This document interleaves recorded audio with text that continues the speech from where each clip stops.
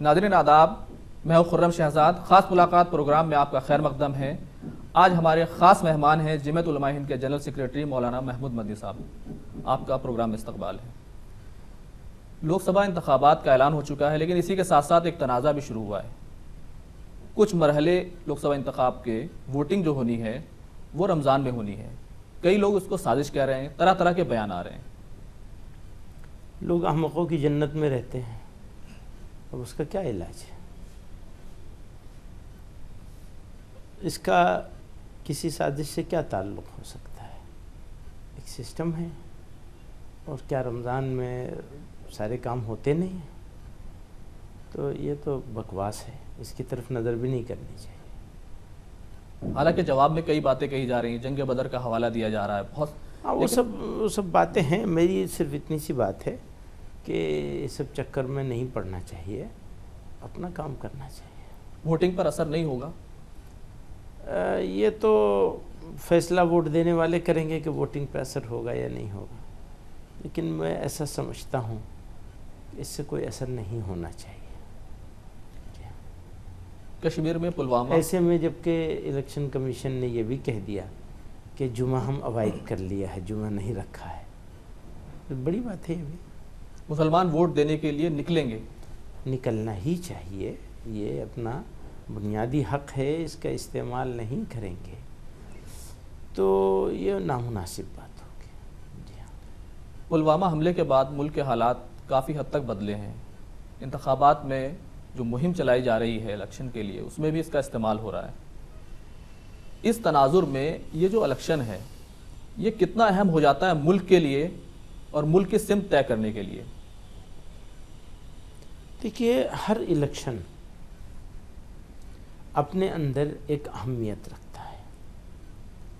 لوگ ووٹ دیتے ہیں، ملک کے بسنے والے، اور کسی ایک پارٹی کو یا پارٹیوں کے مجموعے کو، گروپ کو موقع ملتا ہے سرکار بنانے کا، اور وہ گروپ اپنی پالیسیوں کے حساب سے پرائرٹیز طے کرتا ہے اور ملک کو اس راستے پہ ڈالتا ہے۔ تو دیش واسیوں نے پچھلے 5 سال میں ایک سرکار دیکھی، اس سرکار کی بھی اپنی کچھ پرائرٹیز ہیں، کچھ پالیسی ہے، کچھ آئیڈیالوجی ہے، نظریہ ہے، اور اس کے مطابق انہوں نے کچھ ایکشن لیا ہے اور کچھ وعدے کیے ہیں، ان وعدوں کے مطابق لیا ہے یا نہیں لیا ہے، یہ فیصلہ عوام کرے گی کہ جو وعدے ہوئے تھے وہ پورے ہوئے یا نہیں ہوئے، پورے نہیں ہوئے تو کیوں نہیں ہوئے، آگے کیا امید ہے ان سے پورا کرنے کی، پورا ہونے کی۔ سوال یہ ہے کہ جس طرح کا ایک جنگی ماحول ہم نے دیکھا حملے کے بعد، اس کا کیا ملک میں مثبت اثر ہے؟ دیکھیے، جس طرح ہمارے سی آر پی ایف کے جوان مارے گئے، وہ بہت ہی یعنی افسوسناک، قابل مذمت۔ اس کے بعد ملک نے ایک رخ متعین کیا اور واضح طور پر دہشت کو پناہ دینے والے، دہشت کو بڑھاوا دینے والے افراد اور ملکوں کو ایلیمنیٹ کرنے کی کوشش کری ہے۔ میں سمجھتا ہوں بہت پہلے یہ کوشش ہونی چاہیے تھی، بہت لیٹ ہوا ہے، اور جو ہوا ہے وہ صحیح ہوا ہے۔ اس بات سے قطع نظر کہ اس کو پولیٹیسائز کرنے کی کوشش کی گئی، پولیٹیکل فائدہ اٹھانے کی کوشش کی جا رہی ہے، پولیٹیکل مائلیج گین کرنے کی، اس سے قطع نظر، فوج سے ثبوت مانگے جا رہے ہیں، اس ساری باتوں سے قطع نظر دونوں طرف سے ہو رہا ہے یہ کام، اس ساری باتوں سے قطع نظر نفس مسئلے کے اوپر بہت دو ٹوک ہے۔ ملک کے مسلمانوں کی رائے، جمعیت علماء کی رائے، آرگنائزیشنز کی رائے، اور ملک کے فکرمند مسلم ذمہ داروں کی سب کی رائے تقریباً ایک ہے، ہم آہنگ ہیں سب اس بات میں کہ ملک کے اوپر ایک امپیکٹ ہوتا ہے اس طرح کی واقعات کا، اور مسلمانوں کے اوپر ہمیشہ اس طرح کے واقعات کا ڈبل امپیکٹ ہوتا ہے، کیونکہ مسلمان اور اسلام دونوں کو کٹ گھڑے میں کھڑا کیا جاتا ہے، حالانکہ لڑائی پولیٹیکل ہے، ایک ملک دوسرے ملک کے ساتھ لڑ رہا ہے، اور ہم یہ کہنا چاہتے ہیں کہ تمہیں لڑائی کا شوق ہے تو سامنے سے لڑو، پیٹھ کے پیچھے کیوں خنجر گھونپتے ہو؟ بہت ہو گیا۔ اب یہ ڈرانا کہ صاحب دونوں نیوکلیئر پاور ہیں تو اس وجہ سے صبر کر لو، یہ نہیں چلے گا۔ لیکن الیکشن میں خاص طور سے جس طرح سے اعلان ہوا اس کا ہم نے اثر دیکھا، لوک سبھا انتخابات کے لیے الیکشن کمیشن کی ہاں ہے اور اسمبلی انتخاب کے لیے نہ ہے۔ یہ ٹھیک ہے، یہ ایک ڈفرینس آف اوپینین ہے، ہم بھی یہ مانتے ہیں، ہم بالکل اتفاق نہیں کرتے۔ پچھلے 4-5 سالوں میں اور اس سے پہلے بھی کافی عرصہ ایسا گزرا ہے جہاں کشمیر کو لے کر بڑی نادانیاں ہوئی ہیں، بڑی حماقتیں ہوئی ہیں، لیکن یہ وقت نہیں ہے، کیونکہ اگر ہم اس وقت میں اس ایشو کو، ان مدعوں کو اٹھائیں گے تو ان لوگوں کا ایجنڈا مضبوط ہوگا جو کشمیر کے بہانے سے ہمارے اوپر پروکسی وار جنہوں نے چھیڑی ہوئی ہے۔ اس وقت تو ان پروکسی وار کرنے والوں سے لڑیں گے، اور دو ٹوک میسج جانا چاہیے ملک کی طرف سے، اور گیا بھی ہے۔ میسج تو گیا ہے، لیکن اپوزیشن لگاتار یہ بھی کہہ رہا ہے کہ ملک خطرے میں ہے، دستور خطرے میں ہے، جبکہ حزب اقتدار جو ہے این ڈی اے وہ لگاتار اس بات کا جواب دے رہے ہیں کہ نہیں، ملک کا تحفظ پہلے ہے۔ دیکھیے، دونوں طریقوں سے ملک کا تحفظ ضروری ہے، ایکسٹرنل فورسز سے بھی اور انٹرنل ٹریٹرز سے بھی۔ ملک کے غدار جو ملک کے اندر بیٹھے ہیں ان سے بھی ملک کا تحفظ کی ضرورت ہے۔ مسلمان کہاں پر ہیں، ان کا کیا رول ہے؟ مسلمان کا جہاں پہ ملک کے بسنے والے لوگ ہیں وہیں پر مسلمان ہیں۔ آپ مسلمان کو ملک کے سٹیزن سے، عام شہریوں سے الگ کر کے کیوں دیکھنا چاہتے ہیں؟ یہ چشمہ جو کچھ تنظیموں نے آپ کے آنکھوں پر لگایا ہے اس کو اتار دیجئے، مسلمان بن کر دیجئے، ملک کی بات کریے، ملک کے عام شہریوں کی بات کریے۔ وہ کہاں پر ہیں؟ وہ کیا سوچ رہے ہیں دیش واسی؟ جو وہ سوچ رہے ہیں مسلمان اس سے الگ نہیں ہو سکتا، نہ ہوا ہے نہ ہوگا۔ تو پھر یہ ایک سوچ ہے، ایک ایشو ہے، ایک خطرہ ہے، اور اس سے مقابلہ کرنے کے لیے ایک ہے کندھے سے کندھا ملا کر، بلکہ آگے بڑھ کے۔ سوال یہ ہے کہ لگاتار جو ہے سیکولر پارٹیاں ہیں وہ یہ کہہ رہی ہیں کہ دستور کو بچانے کے لیے، ملک کو بچانے کے لیے مسلمان آگے آئیں۔ پتہ نہیں کون کہہ رہا ہے، آپ سے کس نے کہا ہے؟ میں نے سنا نہیں ہے ایسا کسی نے کہا ہو کہ مسلمان آگے آئیں۔ ملک اگر خطرے میں ہے تو ملک کو بچانے کی ذمہ داری سب لوگوں کی ہے، سب مل جل کے بچائیں گے ملک کو۔ اب تک ہم دیکھتے رہے ہیں مسلمانوں کا جو ووٹنگ پیٹرن رہا ہے وہ سیکورٹی کو بہت زیادہ اہمیت دیتے رہے ہیں۔ اس انتخاب میں کیونکہ دونوں ہی اپوزیشن ہو یا پھر این ڈی اے ہو، دونوں طرف سے طرح طرح کی باتیں ہو رہی ہیں، مسلمانوں کا کلیدی مسئلہ کیا ہے جس کی بنیاد پر وہ اپنا ووٹنگ رائٹ طے کریں گے؟ دیکھیے، میں اس بات کو ہمیشہ کہتا چلا آیا ہوں، پچھلے لوک سبھا کے موقع پہ بھی کہا تھا، یو پی الیکشن میں بھی کہا، ہر موقع پہ کہا کہ یہ سب ہندوستانیوں کا مسئلہ ہے، سارے ہندوستان کی سرکار بننی ہے، دیش کی سرکار بننی ہے، دیش کیسے چلے گا، کس پالیسی پہ چلے گا، کس طرح چلے گا، نرمی سے چلے گا، سختی سے چلے گا، پیار سے چلے گا، جوڑ کے چلے گا، توڑ کے چلے گا، کیسے چلے گا؟ تو اس کا فیصلہ مسلمان اکیلا نہیں کرے گا، اکیلا کرنا بھی نہیں چاہیے، پھر یہ کیوں کہا جاتا ہے مل جل کے کرنا چاہیے۔ پھر یہ کیوں کہا جاتا ہے کہ مسلمان بی جے پی کو ہرانے کے لیے ووٹ کریں؟ نہیں، یہ تو غلط کہا جا رہا ہے. اگر یہ کہا جا رہا ہے میں تو اس کے خلاف ہوں. مسلمان کو کبھی بھی کسی کو ہرانے کے لیے ووٹ نہیں کرنا چاہیے. پہلے کہہ چکا ہوں، بار بار کہا ہے، مسلمان کو کسی کو جتانے کے لیے ووٹ کرنا چاہیے، چاہے وہ جیتے چاہے نہ جیتے. لیکن کسی کو ہرانے کے لیے گدھے گھوڑے کتے کے پاس چلے جائیں گے، یہ کوئی عقل مندی تو نہیں ہے. یہ کوئی عقل مندی نہیں. ہرانے والا جو ایٹیٹیوڈ ہے یہ منفی ایٹیٹیوڈ ہے. نقصان ہوا اس سے؟ نہیں، میں نہیں کہتا میں اس بارے میں کہ کیا ہوا کیا نہیں ہوا، یہ آپ اپنے الفاظ میرے منہ میں نہیں پلیز. میں صرف ایک ہی بات کہنا چاہتا ہوں، صرف مسلمان کی نہیں ہے، وہ بھی سب کی ہے. دلت ہوں، سکھ ہوں، اپر کاسٹ کے لوگ ہوں، مڈل کلاس کے لوگ ہوں، کسان ہوں، مزدور ہوں، نوجوان ہوں، یوا ہوں اس ملک کے، جب بھی فیصلہ کریں کسی کو جتانے کا فیصلہ کریں، کسی کو ہرانے کا فیصلہ نہ کریں.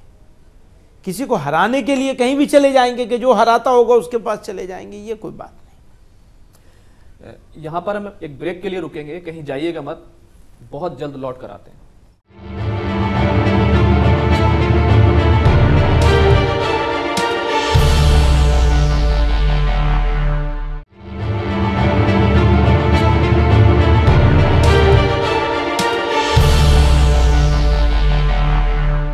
بریک کے بعد ایک بار پھر آپ کا خیر مقدم ہے. ہمارے خاص مہمان ہیں جمعیت علماء ہند کے جنرل سیکریٹری مولانا محمود مدنی صاحب. مسلمان سیکولر پارٹیوں کو ووٹ دیتے رہے ہیں، ملک بھی سیکولر ہے، دستور بھی سیکولر ہے، لیکن ہم دیکھ رہے ہیں پچھلے آزادی کے بعد سے 70 سالوں میں مسلمان لگاتار پچھڑتے گئے ہیں، پیچھے ہوتے گئے ہیں. کہاں چوک ہوئی ہے؟ دیکھیے، ملک کی آزادی کے وقت مسلمانوں کی جتنی بھی لیڈرشپ تھی، پولیٹیکل لیڈرز ہوں، انٹلیکچوئل ہوں، آرمڈ فورسز میں ہوں یا سرکاری نوکریوں میں، سب لوگ انڈسٹریلسٹ ہوں، ملک چھوڑ کے چلے گئے. جو کلاس مسلمانوں کی بچی تھی، اس کلاس کے رہتے ہوئے مسلمان جہاں پر پہنچا ہے بہت اچیو کیا. مسلمان کو مایوس مت کریے، آپ بہت کچھ اچیو کیا مسلمان. سنیے، مسلمان کو بہت ساری پرابلم ہے. یقیناً اس میں کوئی ڈاؤٹ نہیں ہے کہ مسلمان کا جو مسلمان جہاں ہونا چاہیے وہاں نہیں ہے آج، یہ ٹھیک. لیکن جو مسلمان نے اس ملک میں اچیو کیا ہے پچھلے 70 سالوں میں، اس کے تذکرے کے بغیر اگر یہ شکایتیں ہوں گی، اس سے مسلمان مایوس ہو جائے گا. میرا جوان، میں اپنے جوانوں کو یہ بتانا چاہتا ہوں، ہم کہاں تھے، کہاں سے کہاں پہنچ گئے. میں یہ بتانا چاہتا ہوں کہ اس ملک کا مسلمان اپنے پڑوسی ملکوں سے اچھے حال میں ہے. حصہ داری، شکایتیں، حصہ داری کی شکایت بھی ہے، ان امپلائمنٹ بھی ہے، تو کیا یہ صرف مسلمانوں کے ساتھ ہے؟ شیڈول ٹرائبز کے ساتھ نہیں ہے، شیڈول کاسٹ کے ساتھ نہیں ہے، اور ادر کمیونٹیز کے ساتھ نہیں ہے. جو فارورڈ کمیونٹیز ہیں ان میں بھی آپ کو یہ شکایتیں ملیں گی. اتنا بڑا ملک ہے، اتنا سارے ریسورسز پھیلے ہوئے ہیں، اور اس میں مینجمنٹ کی بہت ساری خرابیاں ہیں جس کی وجہ سے لیکن بہت کچھ ہم لوگوں نے اچیو بھی کیا ہے. گزشتہ پارلیمنٹ میں سب سے کم نمائندگی تھی مسلمانوں کی، آزادی کے بعد سب سے کم نمائندے پہنچے. یہ ٹھیک ہے، لیکن جب سب سے زیادہ پہنچے تھے تبھی کیا کر لیا تھا. میں تو اس بارے میں تھوڑا سا ڈیفرنٹ، میرا ایک تھوڑا الگ سوچ رکھتا ہوں کہ ایماندار، سیکولر، غیر مسلم بھی مسلمان کی اچھی نمائندگی کر سکتا ہے.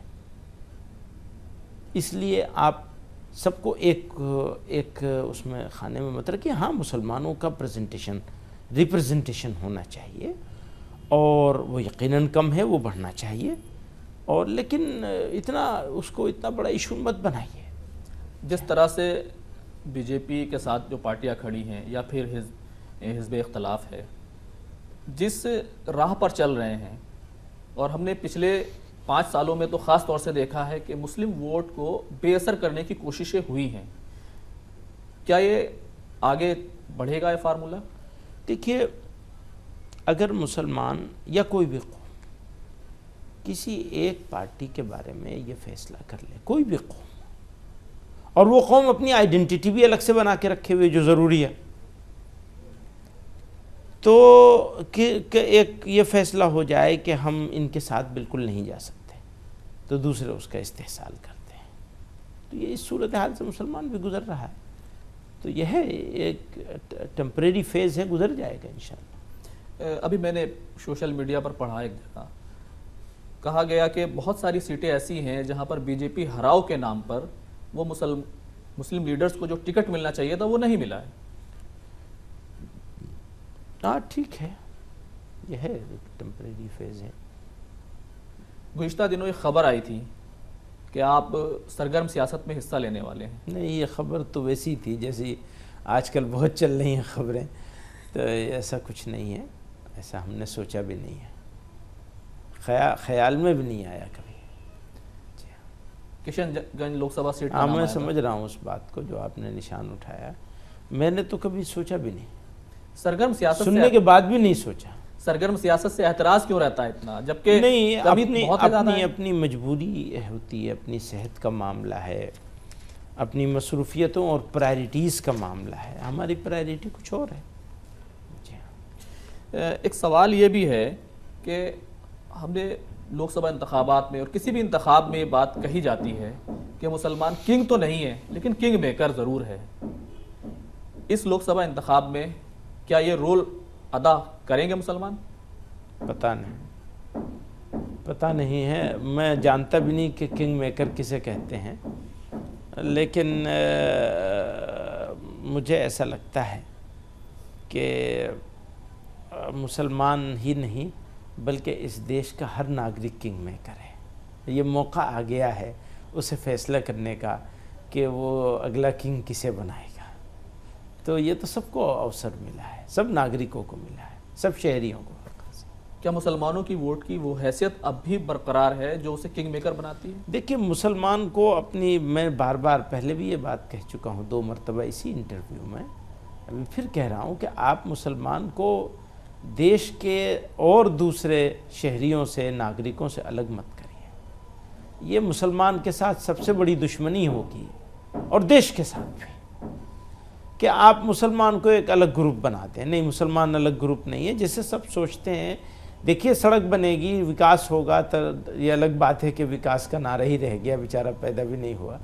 ترقی ہوگی، ڈیولپمنٹ ہوگا، تو سارے لوگوں کا فائدہ ہوگا، مسلمان کا بھی فائدہ ہوگا اس میں۔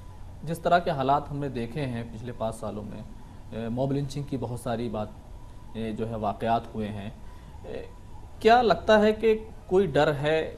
یہ ایک شیم فل ہے، حادثے تھے جو ہوئے ہیں پچھلے سالوں میں، اور یہ ایک بھیانک خواب ہے جو یقیناً اس ملک کو بھولنا چاہیے اور آگے بڑھنا چاہیے، اور یہ انتظام ہونا چاہیے میرے دیش میں، میرے ملک میں، کہ بھیڑ کو کسی وجہ سے بھی غصہ آئے تو وہ قانون کو اپنے ہاتھ میں نہ لے، چاہے سامنے چور ہو، چاہے دوست ہو اور چاہے دشمن۔ یہ افسوسناک اور بہت ہی بھیانک صورتحال ہے، اس سے بچنا چاہیے۔ ایک سوال یہ ہے کہ ابھی ہم نے دیکھا کہ کانگریس پارٹی نے ٹرپل طلاق بل کے خلاف اعلان کر دیا کہ ہم جب آئیں گے اقتدار میں تو اس کو ختم کر دیں گے، لیکن مسلمانوں کا کیا مسئلہ صرف ٹرپل طلاق بل ہے؟ یقیناً مسلمانوں کے بہت سارے مسائل ہیں، جیسے ملک کے سارے بسنے والے لوگوں کے مسائل ہیں، بے روزگاری ہے، تعلیم سب سے بڑا مسئلہ ہے، تو یہ خالی یہ نہیں ہے، لیکن یہ بھی ایک بڑا مسئلہ ہے۔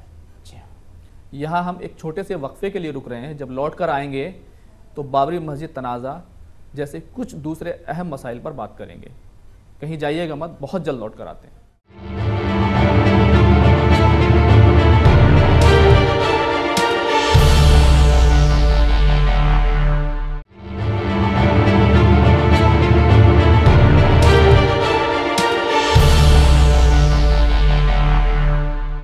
وقفے کے بعد آپ کا ایک بار پھر خیر مقدم ہے. آج ہمارے خاص مہمان ہیں جمعیت علماء ہند کے جنرل سیکریٹری مولانا محمود مدنی صاحب. بابری مسجد رام مندر تنازع کو لے کر مصالحت کی کوششیں شروع ہو رہی ہیں. کیا لگتا ہے کہ بات چیت سے مسئلہ حل ہو سکتا ہے؟ دیکھیے، اس سے بالکل انکار نہیں کیا جانا چاہیے کہ بات چیت سے مسئلہ حل ہوگا ہی نہیں.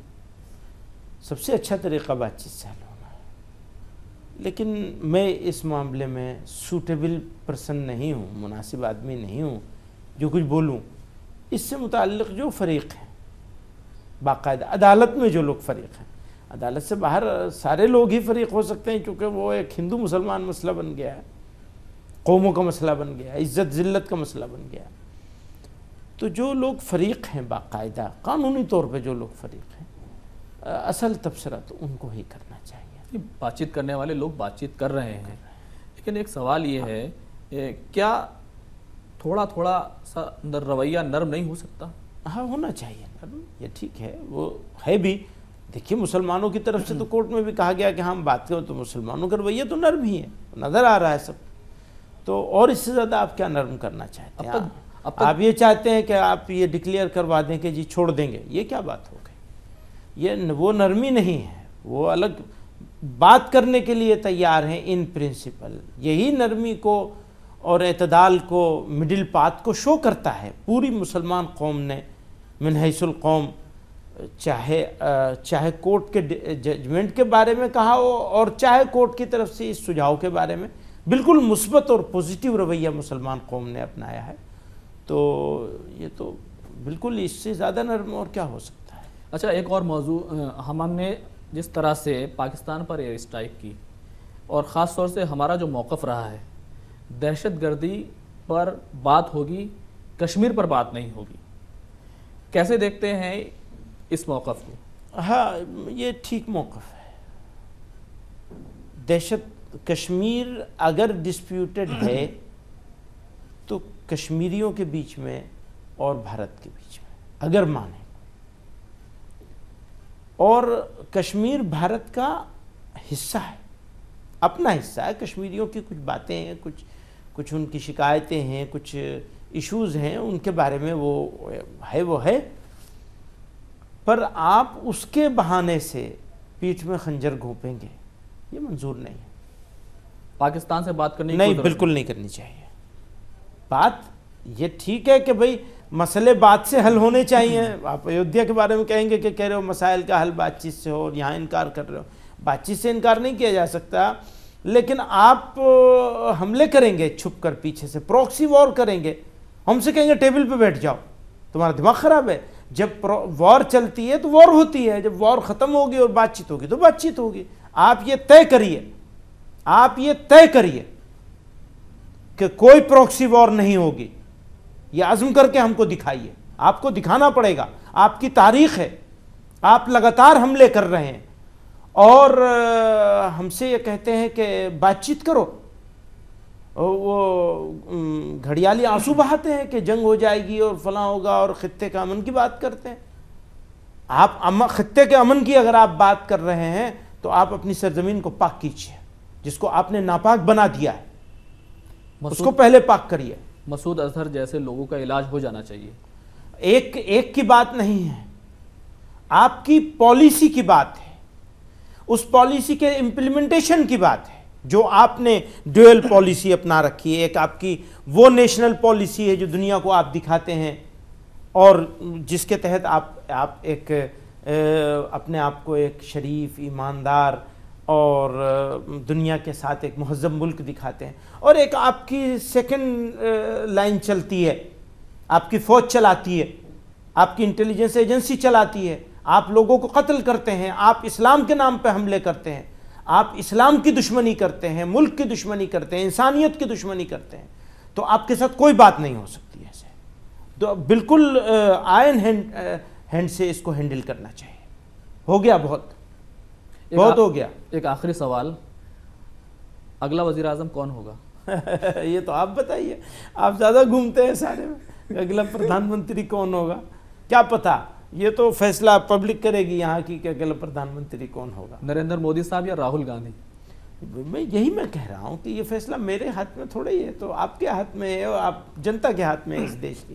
وہ آپ کو جو ہے الیکشن کے جب رزلٹ آ جائیں گے تو آپ ہی مجھے بتا دیں گے یا مجھ سے پوچھ لیں گے کون پردھان منتری ہوگا.